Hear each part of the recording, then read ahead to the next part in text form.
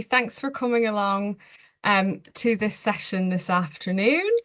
I'm Maria Swift. I'm Post 16 Send Lead Officer at Sheffield City Council, and today we are joined by Patricia and Kirsty from the Shared Live service, who are going to give an overview of what they do and how it relates to young people moving into adult life, and a really great service that can support many people in their adulthood. So I'm just going to go through a few slides, as I always do at the beginning of these events, with just a bit of housekeeping. So hopefully everybody can see that. So as a reminder, today's session will be recorded and it will be shared with everyone after the event and hosted on our local offer website. As you'll see, your cameras are off and so are your microphones. That is because we want to protect everybody, because we're obviously recording this and sharing it publicly.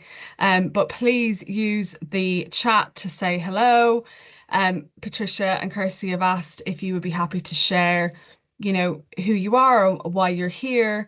And please make sure that you ask any questions throughout Kirsty and Patricia's presentation. And then at the end, we will have time for questions and answers. But please don't share anything sensitive that in the chat. So we'll aim to finish, as always, before 1:30. And I just would like to share a couple of other things. Those of you that have been here before will have heard the spiel already, so I do apologise. But just a couple of resources that may be helpful if you are a parent or a professional or indeed a young person looking at that post-16 journey and what happens next after school. So on our local offer, we have got our post-16 guide for young people. This details the offer at level 2 and below in the city in post-16. So it is essentially suitable for any young person who isn't going to finish GCSEs with their maths and English and, the kind of those that aren't on that normal pathway. So it's got all of the offer across the city, all of the different training providers, and it's all organised by career type. So I will share a link in the chat to that so that you can download it and have a look at it as well. We also, as I said at the beginning, record all of these sessions and they're all hosted on our local offer. I will also share the link with you for the page, struggling to get my words out today, where you can find all of the previous sessions and the presentation slides and the notes. They're all on there, so please do go back and watch them because they are really informative, and I know I've certainly learned a lot hosting these sessions too. And then lastly, and I will mention this again at the end, but we do have one more event happening before the summer break, and that will be with Autism Plus, which are a supported employment service. So I will share the link in the chat as well if you'd like to sign up for that event. Anyway, I'm going to stop waffling now, and I'm going to hand over to Patricia and Kirsty. Hi everyone. My name's Patricia Higgins. I'm the manager for the Shared Live service, and we sit in provider services within adult social care services. So we're kind of encompassed within the social work teams and all the providers that are run by Sheffield City Council. So we wanted to just let you know a bit about who we are, what we do. We're going to show a presentation and we're going to show a couple of films, and then hopefully if you've got any questions, if you want to put them in the chat or speak to us later, that would be great. Okay, I'll hand you over to Kirsty now. Hi everybody, I'm Kirsty. I'm an adult social care practitioner. I'm just coming into my 10th year with Shared Lives. I'm very passionate about what I do. I'm hoping you're going to find the information in the presentation useful. It will be a little bit dry and I apologise, a bit death by PowerPoint. So we're trying to keep it brief and concise. And we'll go for questions at the end. Hopefully everybody can see that. Can you see it, Maria? Great. So this is a couple of our families on that first point. So Shared Lives, we're a regulated service like fostering, but we work with adults with additional needs, and we used to be called Adult Family Placement. So if you've been around a long time, that's probably what you know us as. We're guided by the national organisation Shared Lives Plus, and we're registered with the Care Quality Commission, and we're currently rated as good. We work with self-employed carers, and our carers deliver all of their support from their own family home. Our carers go through a robust recruitment process which takes place every 3 months, and they go through an ongoing programme of training that we deliver.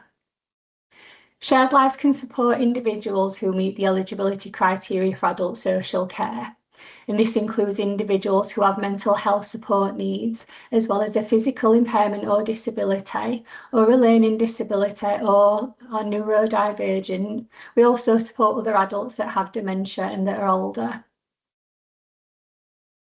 So the support that we offer at Shared Lives is really varied, and we're very flexible in our service. We offer a short breaks respite service. So this is very, very flexible. We offer things from 1 overnight stay a week for somebody, or we can offer several nights on an ongoing basis. So for a family, this could look like coming to stay with a carer family for 2 or 3 nights a week, maybe every month or every other month. Or if you're a family that need a break so you can go on holiday, it could be that your family member could come and stay with us for that 1 or 2 weeks so you can go off and have a family holiday.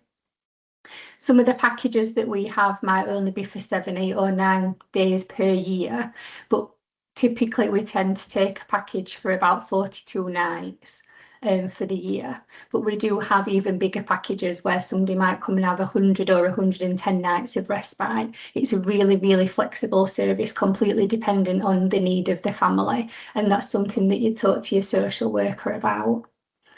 We offer day support for people. So that's where you would come to the carer's home and you'd have some support in that carer's home. And we would say typically people would come and do that for 5, 6, 7, 8 hours a week, and you might do that over 2 or 3 days to suit you. And while we say it happens in the carer's home, it doesn't all have to happen in the carer's home. It's really flexible depending on what that person's interests and needs are. So it could be that your day support focuses on your special interest or hobby. So if you're really, really interested in animals, it could be that your day support starts in your carer's home and you have a look at things like local farms or local zoos. You come and you start your day in the carer's home, you have a slice of toast and a cup of tea, and you plan that day you're going to go to Graves Park. So half an hour of your support might take place in the carer's home, and then you go out into the community for the rest of your session that day. And Shared Lives also offers long-term placements, and that's where you come and live as part of that carer's family. You move into their home and that becomes your home as well. So a Shared Lives care is someone that opens up their home and family life to include an adult with support needs, which is the long term I've just described. The Shared Lives carers come from all walks of life and don't need qualifications or experience, just the right attitude and values to share their life with another person. They're carefully selected and trained by us, and they're visited at least every 12 weeks. And some of the Shared Lives carers that we have are also foster carers, and both types of care can take place in a home at the same time. Carers are self-employed, they're not employed by the council, and they have access to preferential tax arrangements called qualifying care relief. The support a Shared Lives carer can offer is very diverse. They can support individuals to make and attend health and medical appointments. They can assist or supervise and prompt with personal care tasks like showering and getting dressed and administering the medications. We do train them to do this and they are monitored. Carers can support a person to take part in activities and hobbies of their choosing. The support is for the person, it's very individualised, and we ensure that someone is supported to do things that they want to do. Carers can support a person to go on holiday and visit places of interest. There is an expectation that someone living in a long-term arrangement would also do things outside of that home. Our carers aren't expected to operate like they're a residential placement, so we do support an individual in a long-term placement to have other things within their life. And that could be spending time with another shared lives family to go and do things like the day support that I spoke about earlier, or it could be having volunteering opportunities within their local community. When an individual is in a long-term placement with a shared lives carer, they can't manage their finances, but they will support them to do things like looking after their daily spending money, and they will help them to learn how to budget.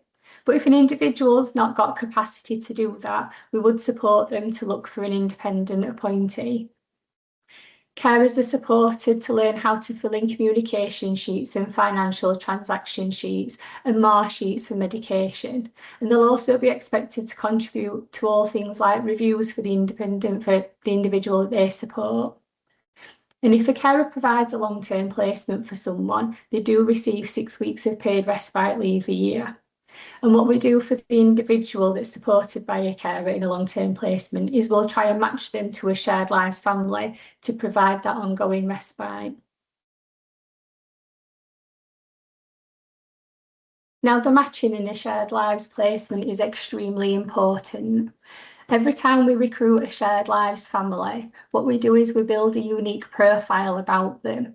And this details things including information about them, their personal hobbies and interests, other members of their family, and information about their home. So when this profile is passed to an individual, they can get a really clear idea about who that carer is and what's important to them. And when an individual is referred to our service, we go and meet them and we learn more about them, and not just the physical things about them and the information about their needs and their support needs, but also what are their interests and what are their hobbies and aspirations. And when we have these pieces of information, it enables us at our weekly matching meeting to find out what would work for both sets of people so we can effectively match people appropriately. We'll know that this carer family has these interests and this individual has these interests, these two people would be a good match. What we then do is we will send the profiles from a family to an individual and vice versa and ask if you would both like to meet each other. When people have picked each other, we'll arrange for introductions, and this is usually a short introduction over a cup of tea or a coffee, and it can be at the individual's home or the carer's home. And we'll ask both parties if they want to take that forward. And this introduction process can be done as quickly or as slowly as is appropriate for the individual's needs. The monitoring that's done for our placements is spaced out through a year. All of our carers will receive as a minimum 2 support visits, an annual review, a manager visit and a review follow-up. This means that we see our carers for a minimum of 5 times per year. But we're a flexible service, and our carers know that they can contact us at any time for additional support, and we're always at the end of a phone.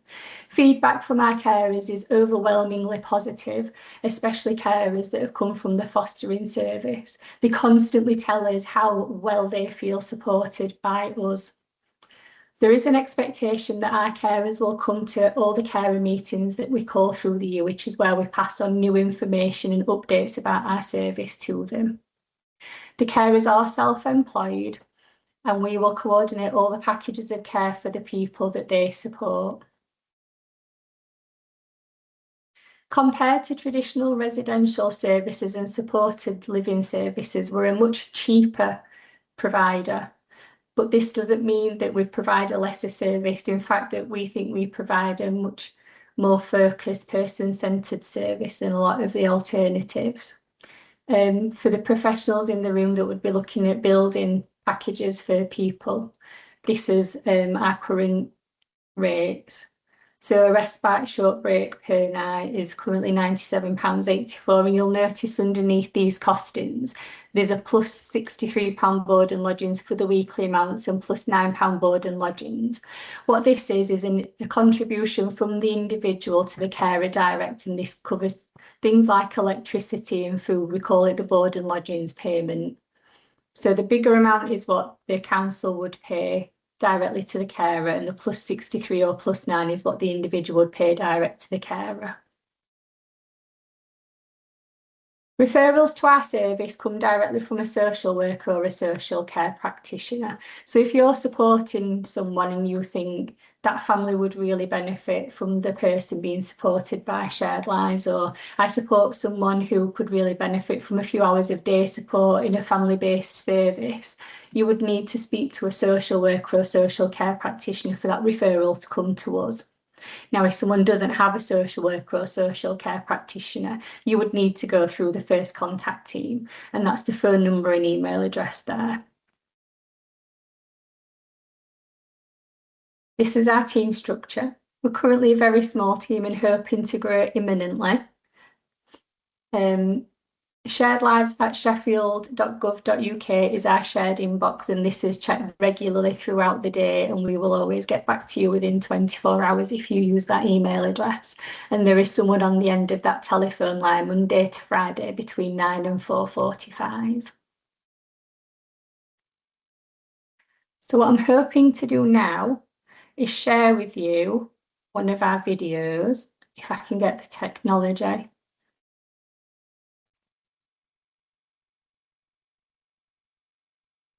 Play with me. Hi, I'm Gracie. I'm an ambassador under the Care Leavers programme.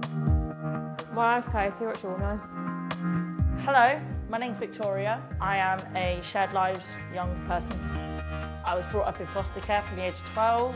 My foster carers gave 28 days notice and I had to leave the home. I did get put into a supported living home, which didn't work out as well as I thought. And then that's when I moved into Shared Lives. Where I am, I'm much more safer now. So I live with a lady called Jane.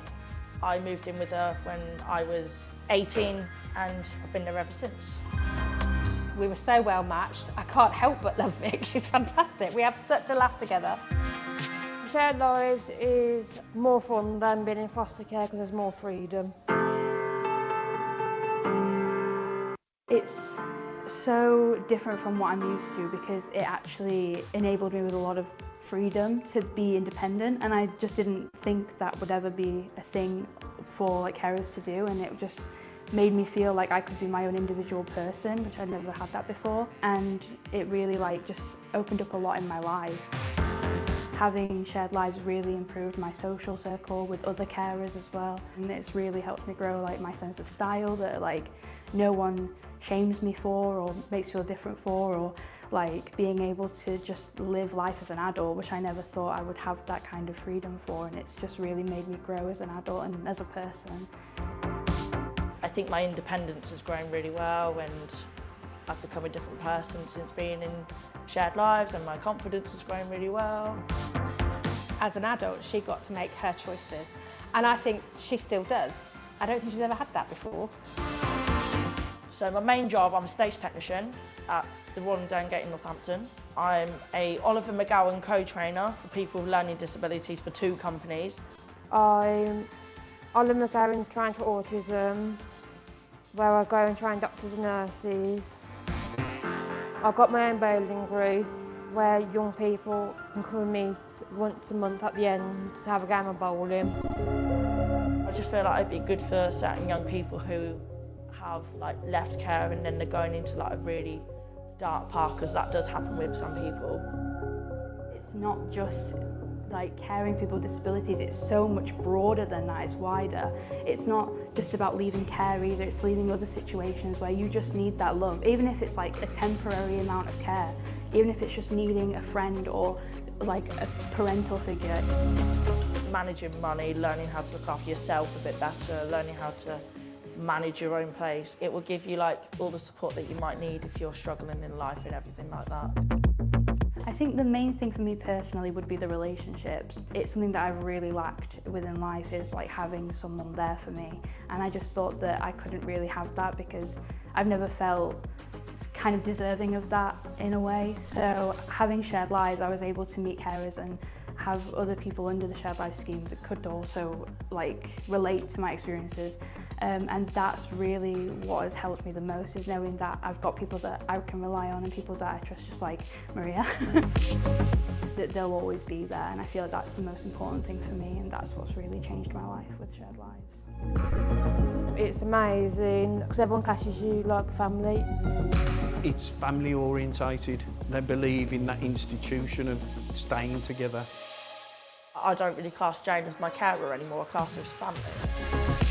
It's not something to ever be ashamed of, and it's not something that you have to hide or like be embarrassed about. If you just need a little bit of love, it's okay. Like, I get it because I've been there.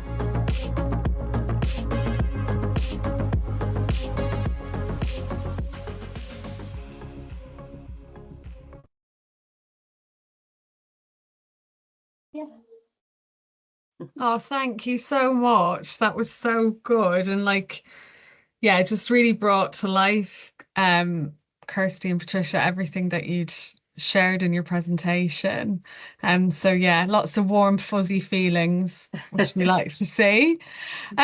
So please, if you do have any questions, everyone, please do add them to the chat. There is one here from Sarah who's asking, how do you apply to be a carer for Shared Lives? Basically, you can go on the council website and put in Shared Lives, and there's a campaign page where you can click a button that says how to apply to be a Shared Lives carer. But if you would like more information, if you want to email us on the email address that Kirsty showed earlier that we can put in the chat, then we can send out an application pack and go through the process with everybody. It's not as hard as a fostering process. It takes about 3 months, but that's more for the sort of administration of it and the assessment to take place and things like that. So we send out an application pack, you fill it in, send it back, then the first line manager will come out and do an assessment of the home and come to see you and just talk things through more. You'll go to a workshop event that would tell you all about what being a carer means within Shared Lives, and then you'll have an interview that's more of a discussion-based scenario with carers from the service, people from the service and team members to sort of just check out your understanding of the role. And then we do an assessment, and the whole process takes about 3 months, and then it goes to a panel, a bit like fostering, where they sort of look at the criteria and whether you meet the criteria and then approve at panel. So please don't be worried about it. It's not an onerous process. It's actually quite a nice process, I think. Great, thank you. Yeah, so I mean, I've got a few questions. I think we might have some others pop up in the chat, but I suppose a lot of the families that I would come into contact with are in that like really nervous time where maybe they're moving, they're young persons like in post 16, maybe in a specialist school, maybe not. And like adulthood just feels like a very scary place. I suppose what would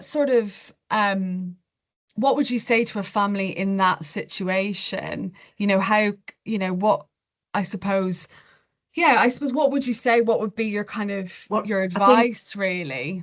When we've sort of been at road shows and events and things, what's come through loud and clear is that when families approach us and they have no knowledge that we're there as a respite option. So I think for a lot of families, they require something going forward into adulthood to support the carers of the person and the individual to sort of develop and have time away from the home and do new things, and that's where our respite option comes into play, which is quite supportive, and also the daycare option. Moving out is a whole different ball game, because if someone's actually kind of thinking of moving out, then there'll be lots of options open to them, and we might be one of those options, but you might look at supported living and residential and stuff. But I think people do feel like they're falling off a cliff edge, I think, particularly when they're not already within the systems. Like we work with a lot of previous foster carers who then move over to Shared Lives, and then the individual stays with them. So that's a really, really positive progression that's happened over the last few years, where a lot of the foster carers supporting people now stay within shared lives and the individual can stay living with them. They're not kind of having to go out into the world at 18 and not feel ready for it. But if people are, if respite is a concern and some sort of daytime opportunity of what to do next is a concern, then definitely come and talk to us. And we can talk you through the referral process through adults and that kind of thing. Yeah, because I think, Patricia, definitely like from families I speak to, but also people working in education, you know, adult social care is a very different world to what you know, a lot of us are used to. And obviously it's needs based. I am describing that correctly, aren't I, in terms of like what support people can be eligible for. Yeah, so I think like definitely it feels like something that like a lot of families probably don't know about and would really benefit from hearing about. And you know, even, you know, I'm thinking as well in like annual reviews for young people who've got education, health and care plans. You know, hopefully you know, these sessions will travel far and wide. I mean, that's certainly our goal, you know, so that these things can be brought into those conversations. Just going to talk about that in terms of if someone has an education, health and care plan, we do work very closely with the preparation for adulthood team. So anybody coming through that may have a requirement to have something in adulthood, they will talk to us if they feel shared lives is appropriate as well. And we could talk to the carers and go out and see them. So we are a consideration for those teams because we do work quite closely with them. We have regular meetings about who's coming through, and we can also start looking at situations for people from 16. So we're registered from 16 years old. We don't have many people who are under 18. We mostly work with 18-year-olds and over, but if you've got someone who's 17 and you want to start those conversations, 16, 17, you want to start those conversations, you're quite welcome to come to us and have a chat and just have your own awareness about us so that you can then go to your social worker and say, this is what I'm thinking. You know. Brilliant. Yeah, no, that's great. And Catherine has asked in the chat, hi, I'm Catherine, mum of a 20-year-old with Down syndrome and autism. We have a very well settled carer working with our son. Could they become a shared lives carer? Yeah, I've just replied to that. Sorry, I've just explained that absolutely they could look at that. So in terms of being able to do day support, the carer would obviously not need a spare bedroom in their home. If the carer is looking to do respite for the son, they would need a spare bedroom. And also, depending on what the carer is doing at the moment in terms of supporting the son, it would depend if the carer is willing to do the care from their own home. So what we have found sometimes in the past is there are some excellent relationships that already exist, but some carers don't want to move that relationship into their own home. So it would depend on the person having that conversation to say to a carer, are you now willing to move this into your own home? A lot of the time, a carer is willing to do that from their own home, but sometimes that does become a barrier. So it would with the carer to say, would you be willing to do the care that you're doing now from your own home? If so, there is the shared life scheme. Shall we have a conversation about this? And if not, just to be clear, Catherine, so that you're aware of it, there's the PA support as well, so they could become a personal assistant to your son and do it that way. So Great, thank you. And Hamera's asked, how long have you been out there? So how long is Shared? And you did say since the 70s. Oh wow. But under the guise of adult family placement. So it's changed names, changed about just over 10 years ago, I would say. It changed to a new organisation and a new overarching umbrella of shared lives. And we now are part of many schemes in the country. So there's a lot of schemes. Some run through local authorities, some run through charitable organisations, some run independently. But we all generally get our advice from Shared Lives Plus, which is our sort of overarching umbrella based in Liverpool. Fab. Yeah. So you've been rebranded.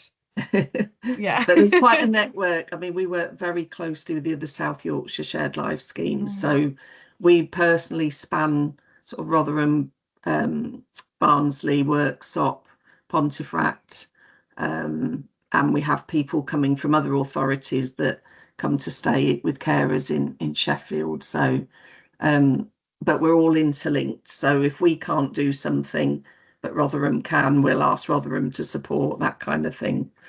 Yeah, which is really good, isn't it, to have those connections, because we're all so close to each other as well. Yeah. Yeah, fab. And I noticed that you mentioned about like volunteering opportunities and like supporting people with, finding those.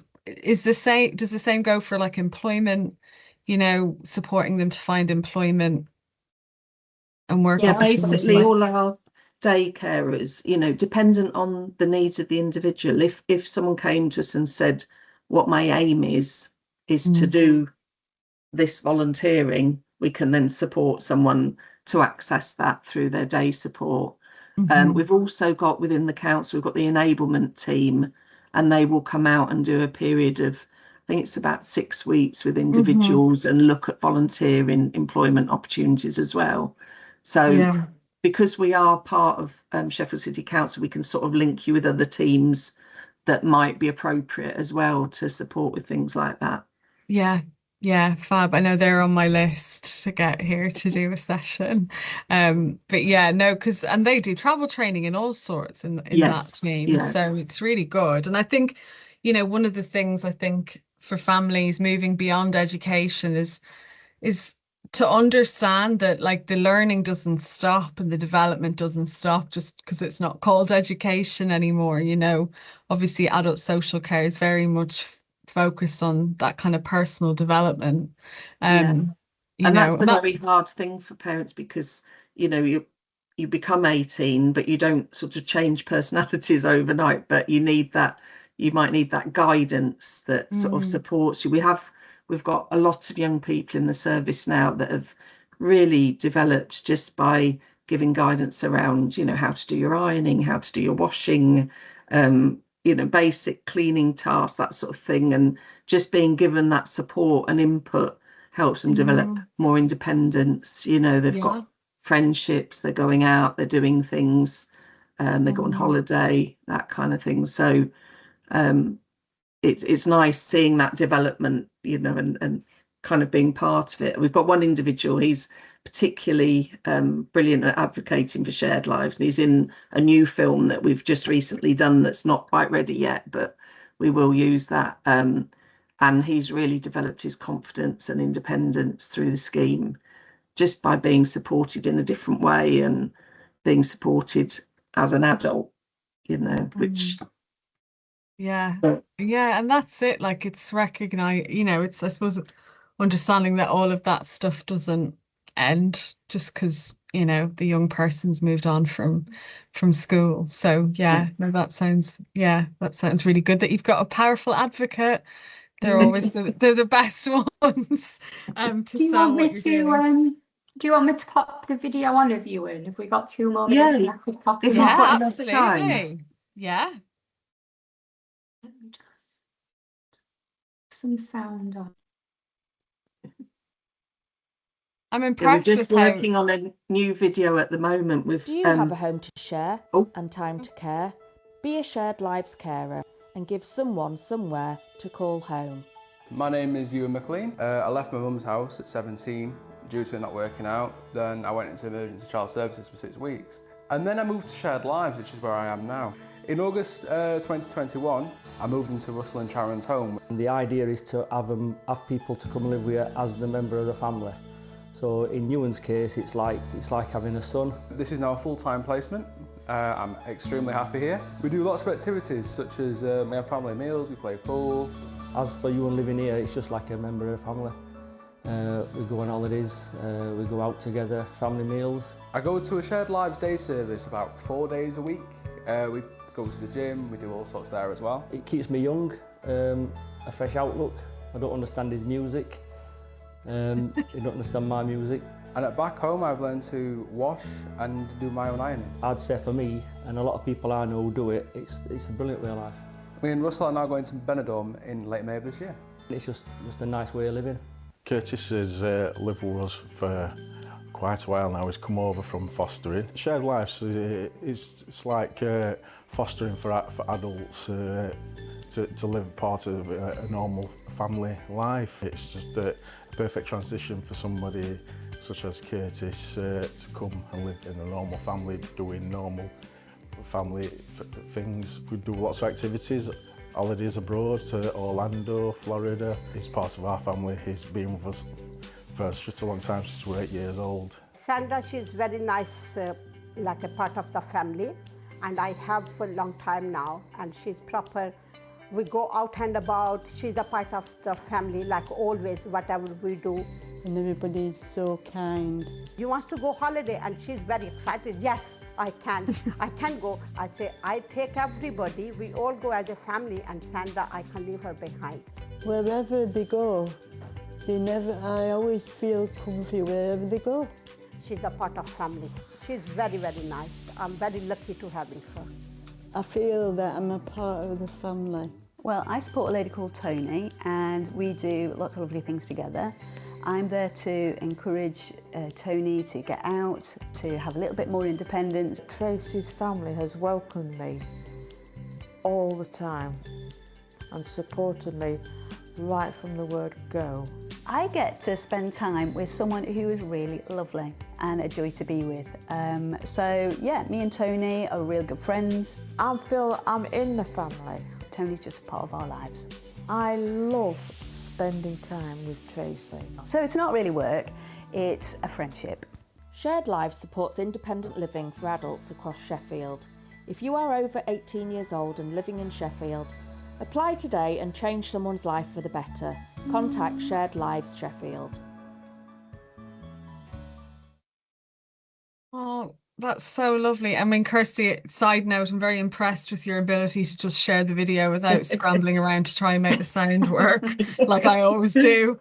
But it's just so lovely to hear those stories. And I think like one of the things we know, well, for young people, Chris says that's so heartwarming. For young people now, we know that there is a loneliness epidemic. Yeah. And we know that that is further exacerbated when young people have a disability or, they're neurodivergent. And I just think that anything that we can do to, and I hate help to create the sense of belonging, which is obviously stuck at the side of my head here because it's the name of the directorate that I work in, but it's the name of it for a reason, because that's how we want young people to feel, and anything that can support that in adulthood, because it's just heartbreaking to think of people being lonely and isolated. And it's just so nice to know that there is a service out there that can kind of bridge that gap for people and make them feel a part of a family. One of the main feedback from the ambassadors that you saw in the care leaver film, the young care leaver ambassadors, were they really feel like someone cares and a sense of belonging, and the relationships matter more because they feel like someone chose them. Yeah. And they've not had that before. Yeah.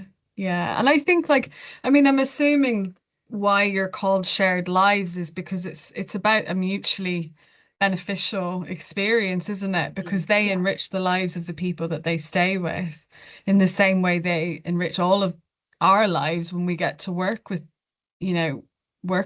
them as well. So yeah, well, thank you so much. We don't have any more questions in the chat, but I will not forget to share the feedback form so people can leave their feedback for today. But just as a recap, if people do want to, they can contact you on the email address that you've shared. They can obviously speak to their social worker as well. And maybe one little last question: if someone wasn't eligible for a social worker before they transitioned into adulthood. I am assuming that it doesn't mean that they won't be as an adult. They can go into what's called the first contact team and speak to them, and then have an assessment done under the Care Act to sort of see if they've got eligible needs. And we do have to do that with quite a few people that come to us. We ask them to go through the first contact team, and then their referral will come to us from them. What we have found a few times is that there is a confusion that if the preparation for adulthood team don't accept you, that closes the door to adult social care, and that's incorrect. The preparation for adult team have their own criteria, but that doesn't mean that you're not eligible for adult social care support. So you can still request a Care Act assessment from the first contact team, and you may still be eligible under different criteria. So for example, you could have a neurodivergent diagnosis, or you could have mental health needs. None of those would necessarily meet the preparation for adulthood criteria, but you may still be eligible for adult social care support. So just because you don't come through to adult social care through prep for adulthood, you might still be eligible for support. So contact the first contact team. Yeah, that's great. That's so helpful. I think it is quite, it's a little bit not challenging to get your head around, and obviously like it's really helpful to have you come and share that information with us, so that we can make sure that people do recognize all the support that can be available to them. But yeah, thank you so much. I've really loved learning about what you offer, and just I just think that, like I said, anything that's kind of making people feel part of society is just so important. So thank you so much. Thanks for having us, Maria. Nice to speak to everybody.